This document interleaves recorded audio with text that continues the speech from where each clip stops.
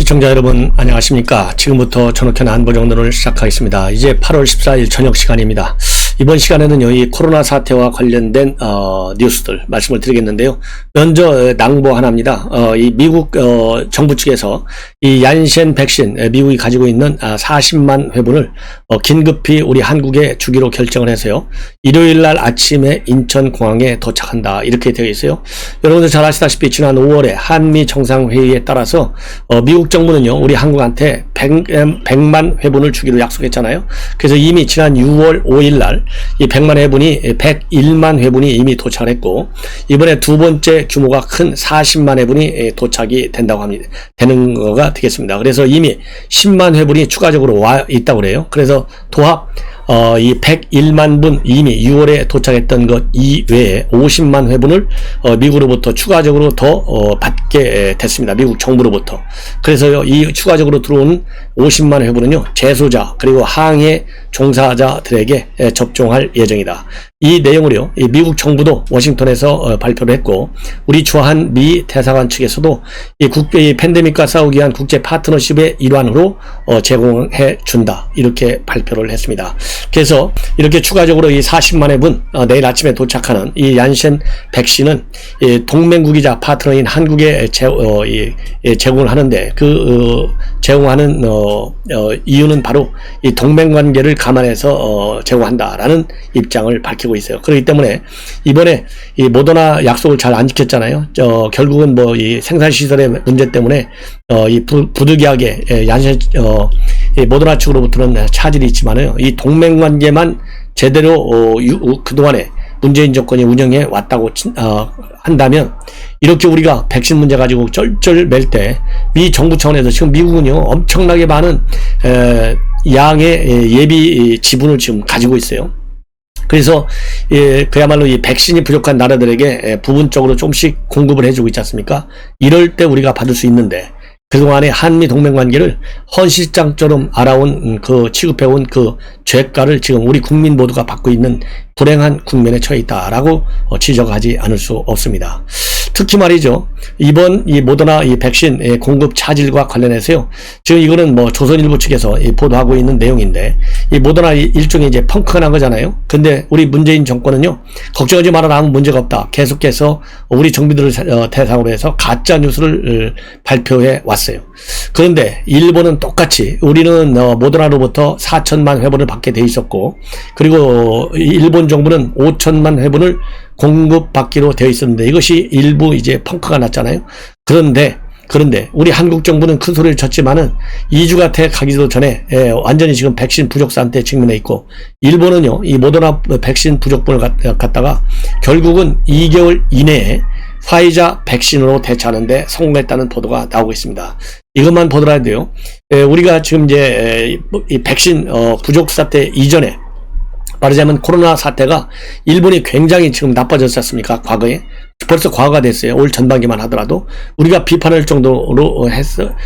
이 일본은 상황이 악화됐고, 올림픽이 과연 제대로 치러질 수 있겠느냐, 이런 부정적 전망까지 나왔어요.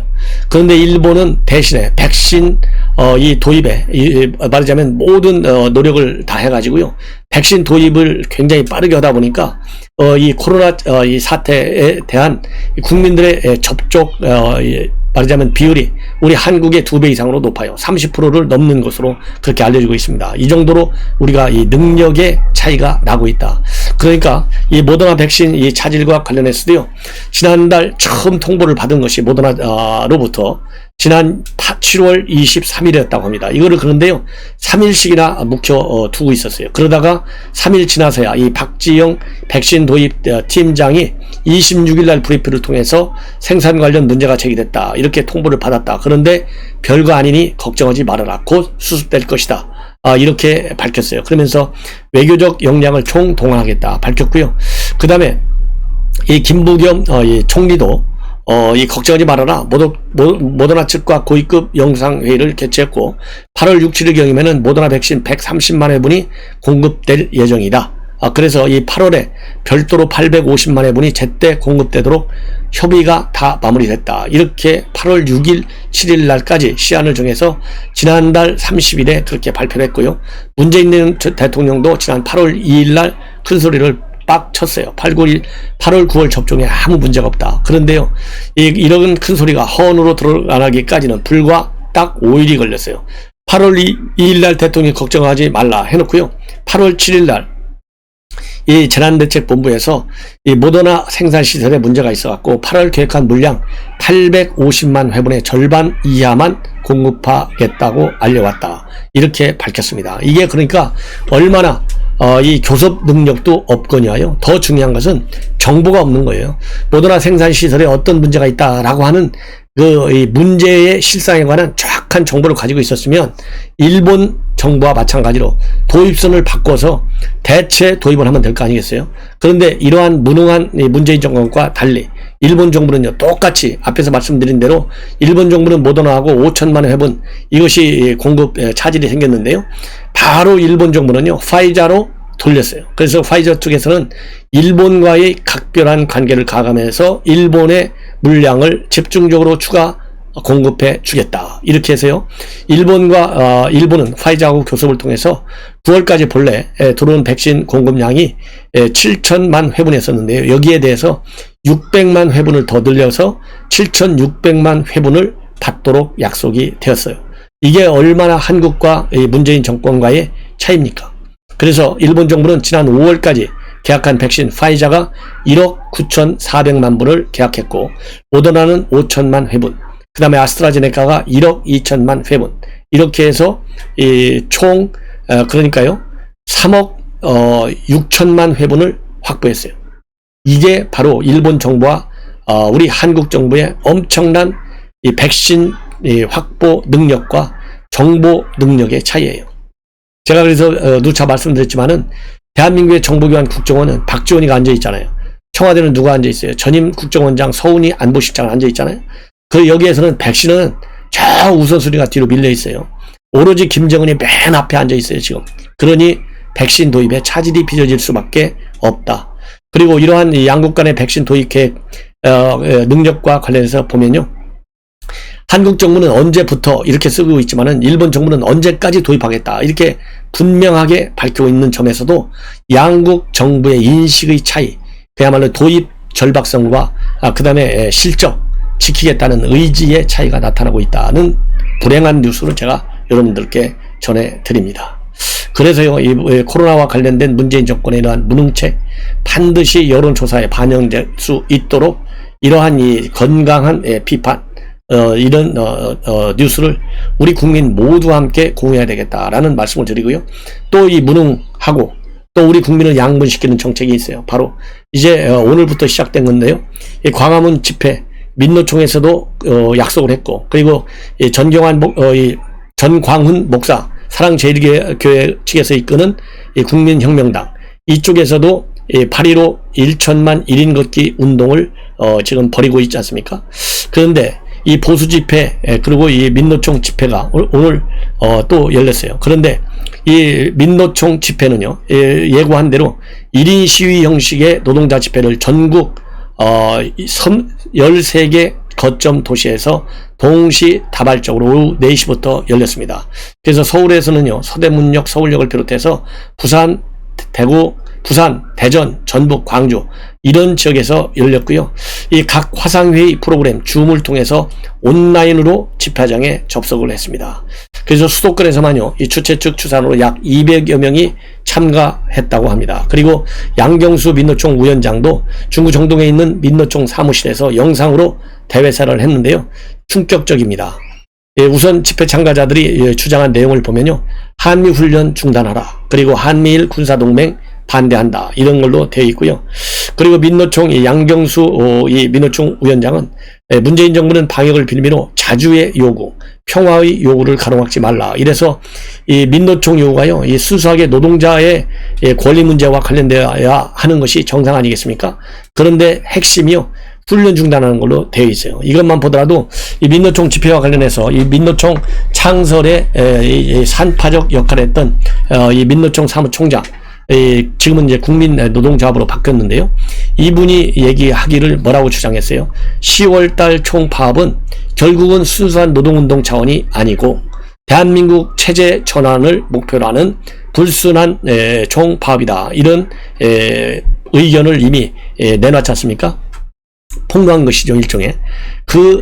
이 폭로 내용이 바로 맞다라고 하는 것이 바로 오늘 이 민노총 집회 참가들의 주장만 보더라도 우리가 충분히 알 수 있다. 더군다나요, 이 양경수 민노총 위원장의 경우에는요, 지난 11일 날, 지난 8월 3일 날 종로 일대에서 조합원 내 8천여 명의 지난달이죠. 7월 3일 날 전국 노동자 대회를 열었잖아요. 그래서 구속영장은 청구가 돼가지고 지난 11일 날 영장 실질 심사가 있었는데 그날 참여를 안 했어요. 그날 참여를 안 했어요. 이 법원에 출석하는 것보다 더 급한 것은 노동자 고통을 해결하는 데 있다. 그래서 참여를 거부했어요. 그러다 보니까 이 영장 실질 심사가 자연스럽게 연기되는 아주 기이한 현상까지 벌어졌습니다. 그래서 오늘 또요, 이 노총 위원장 이 대회사를 마치니까 참가자들이 10월 총파업은 반드시 하겠다, 이런 의지를 또 한 번 줌 영상을 통해서 밝혔다라고 알려져 있습니다. 자, 그래서요, 이번 이 시위와 관련해서도 이 전광훈 목사 측에서 이끄는 이런 보수 집회가 이끄는 이 시위가 있었는데요. 이 시위에서는요, 경찰관이 폭력을 휘둘렀다, 이것을 이유로 해서 50대 남성 1명을 현장에서 체포한 것으로 그렇게 지금 보도가 되고 있는데, 이 민노총 집회자들의 시위와 관련해서는요, 어느 누구 하나 체포됐다는 뉴스가 단 하나도 나오지 않고 있습니다.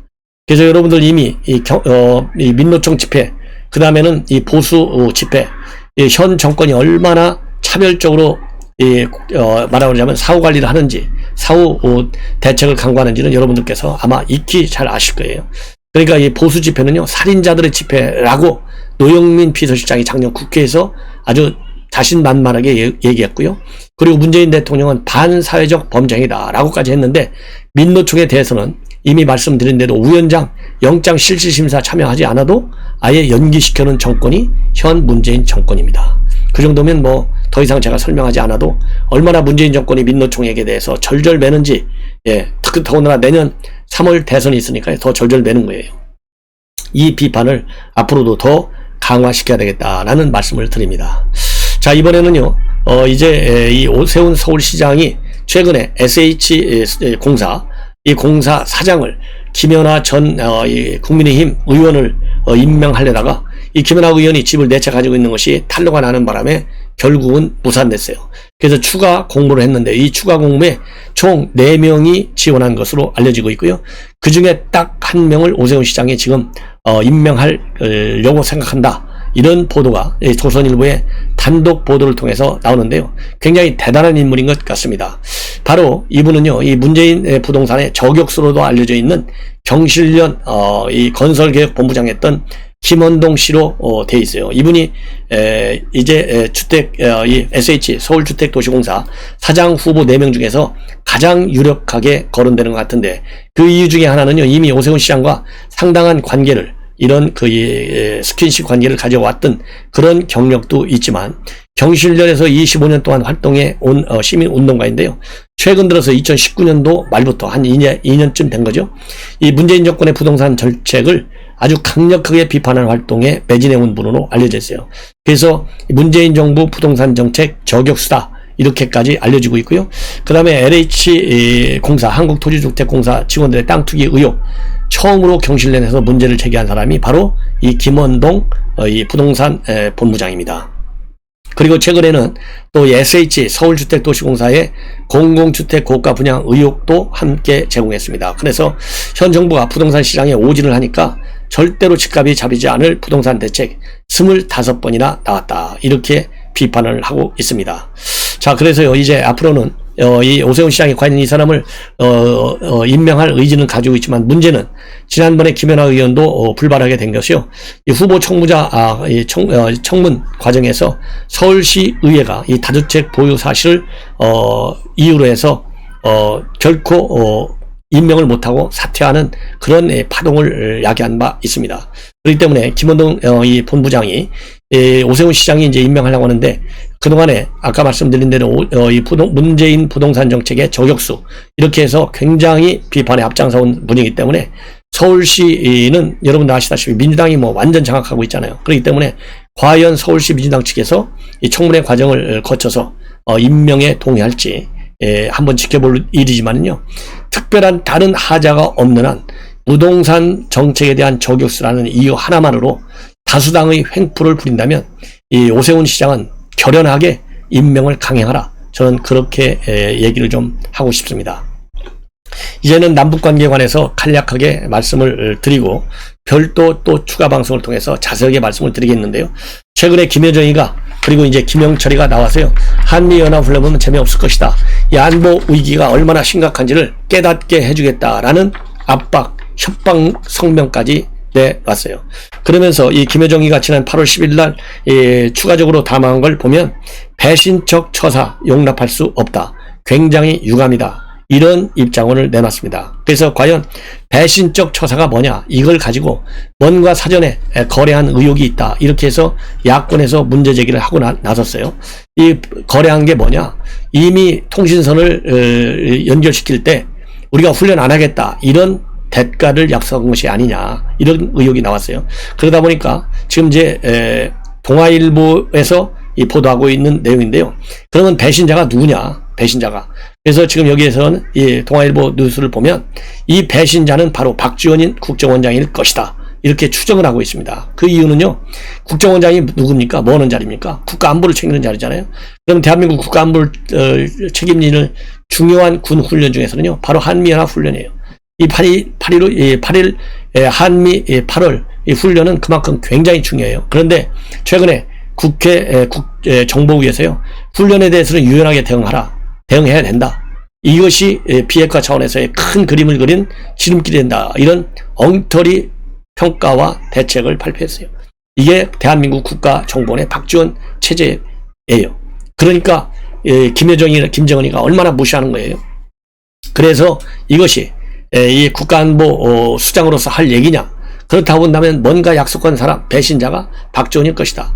또 하나 추정할 수 있는 근거 중에 하나는요, 만약에 이번에 한미훈련을 실시한다면 북한 측에서는 SLBM과 같은 도발을 할 가능성이 있다. 그러면은 이 한미훈련이라고 하는 것이 우리가 이 공격적 성격의 훈련이 아니고 방어적 성격의 훈련이지 않습니까? 그런데 이런 방어적 성격의 훈련을 가지고 군사 도발을 한다? 이게 말이나 돼요? 말이 안 되잖아요. 그러니까 이 등가성이 없어요.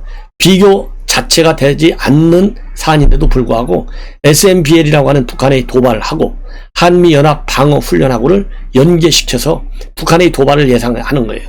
이렇게 해서 이 훈련을 하면 절대 안 된다라고 하는 강한 인식을 드러내줬어요. 이런 걸 보면 이미 북한하고 약속을 한 장본인이기 때문에, 그리고 이미 이제 지금 언론 보도를 보면요, 한미 정상회담은 기정사실로 되어 있어요. 올부터 한미 정상회담 4차 하려고 현 정권이 몰래 뭔가 했을 것이다 라는 보도들이 지금 나오고 있지 않습니까? 그래서 지금 이 언론 보도를 보면요, 이 주간조선에서 이건 보도하고 있는 내용인데 10월 중에 화상 정상회담을 추진한다 라는 보도까지 나오고 있어요. 그러다 보니까 10월 중 화상 정상회담을 하고 통신선 가설하고 그러려면 통신선이 이미 차단됐을 때 얘기 아니겠습니까? 그러면 어떤 통신선이 있어야 되잖아요. 이 통신선은 국가정보원과 북한의 통전부가 가지고 있는 이 한라인이 있어요. 이 한라인은 박지원이가 운영하는 거예요. 그렇기 때문에 이 한라인을 통해서 통신소도 복구하고 그러면서 10월 화상회의까지 나간 것이 아니냐 하는 합리적 추론을 해볼 수 있는 상황입니다. 그러다 보니까 이 훈련 문제가 딱 불거지면 북한 김정은이한테 얼마나 압박을 받았겠어요, 박지원 원장이. 그러니까 훈련 절대 하지 말아야 된다 이렇게 국회에서까지 발언하고 나온 것이에요. 더군다나 10월달 그러다 보니까 이 화상회의 만약에 준 합의라도 가설적 합의라도 했다고 한다면 이것을 핑계로 해서 그야말로 이 북한이 이거를 또 안 하겠다 그럴 거 아니에요. 그래서 자멸적 이 대가를 치를 것이다 이런 얘기까지 북한에서 위협을 한 거예요. 자멸적 행위. 이 자멸적 행위가 뭐예요? 이런 10월 화상회의가 지금 한국 정부가 얼마나 절제를 매는 아르니까 이거 우리가 취소하겠다. 이것이 자멸적 이 행위가 되는 거예요. 자멸적 이 파탄을 맞는, 그리고 갖고 남북관계의 앞날을 흐리게 하는 이런 일을 벌이겠다 이렇게 우려하고 있는 거예요. 그래서 박지원 원장이 바로 배신자에 들어가는 것이 아니냐, 김현정이가, 이런 보도가 나오고 있습니다. 시청자 여러분, 이것으로요 제 방송을 마치고 또 식사를 마친 다음에 제가 또 여러분들께 중요한 뉴스를 가지고 또 찾아뵙도록 하겠습니다. 우리 시청자 여러분들께서 구독과 좋아요 많이 좀 해주시고요, 또 이 주변 분들과 SNS 통해서 공유해 주시면 대단히 고맙겠습니다. 감사합니다.